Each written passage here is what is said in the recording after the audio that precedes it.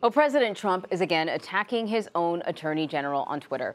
The president tweeted this morning, quote, Attorney General Jeff Sessions has taken a very weak position on Hillary Clinton crimes. Where are emails and DNC server and intel leakers?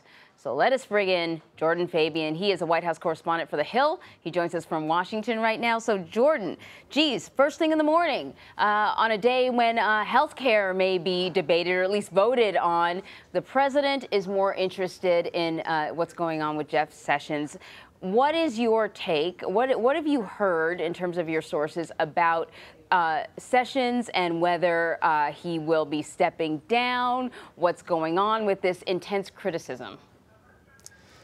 Well, I'm told the president has grown increasingly frustrated with the attorney general for his decision to recuse himself from the Russia investigation. He essentially blames him for the predicament that he's in now. But despite his big talk about firing people, the president really doesn't like to fire people. So what he's trying to do here is make the situation for Jeff Sessions so uncomfortable that he decides to leave the administration. But it's not clear at this point whether he plans to do that. We heard the Attorney General say last week that he's going to continue to serve as long as he can. So we'll have to wait and see whether he actually decides to step down.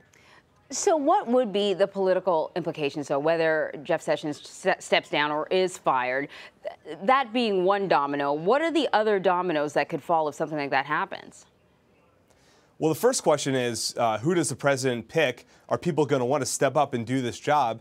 And will Republicans in the Senate confirm whoever Trump puts forward, considering the situation that they're in? I mean, remember, this is remarkable that the president is attacking his own attorney general in such a public way. And then the other question for lawmakers is, does this new attorney general decide to shut down the special counsel probe into Russia? That appears to be what Trump wants to do by getting rid of Sessions, but do members of Congress allow him to go along with that? That's a big question for senators if the president decides to make a change. Right.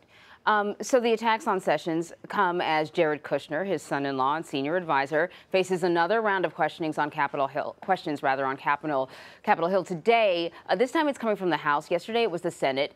But he made a statement, and we so rarely hear from Jared Kushner. What new questions do you think his statement from yesterday may have raised?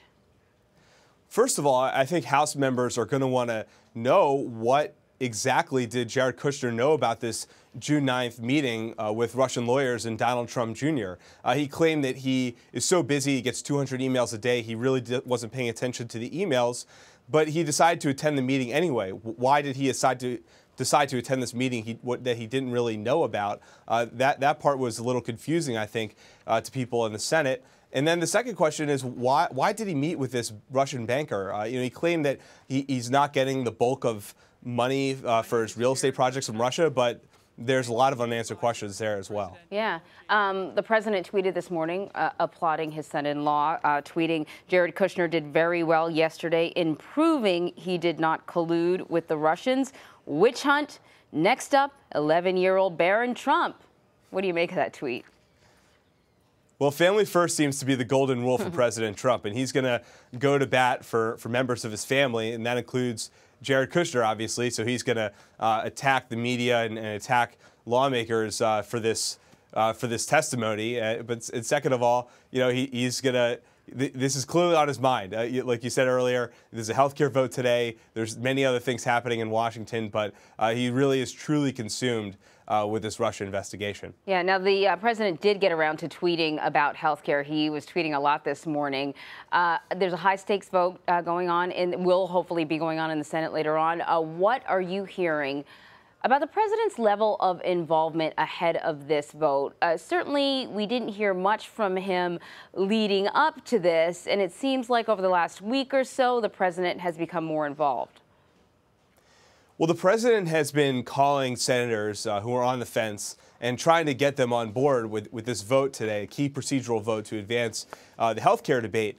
But what we haven't seen from the president is him go out and do rallies, do public events, get people informed about what the plan actually does. That's something he hasn't done, much to the chagrin of many members of the Senate who want to see him use his bully pulpit to get this big piece of legislation done.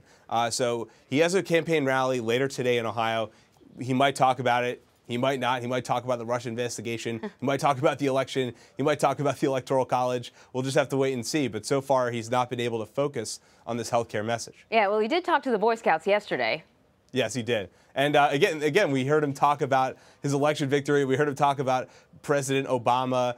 We heard him talk about the size of the popular vote. So it really is truly confusing for a lot of people in the Senate I talked to as to why the president hasn't placed a bigger focus on health care. President Obama really did a lot of public events, did a lot of engagement with lawmakers to try to get the Affordable Care Act done, and it wouldn't have gotten done without his help. But we haven't seen that level of engagement yet from President Trump. And then there was that little joke about firing the Secretary of Health, of course, that he weaved in there too.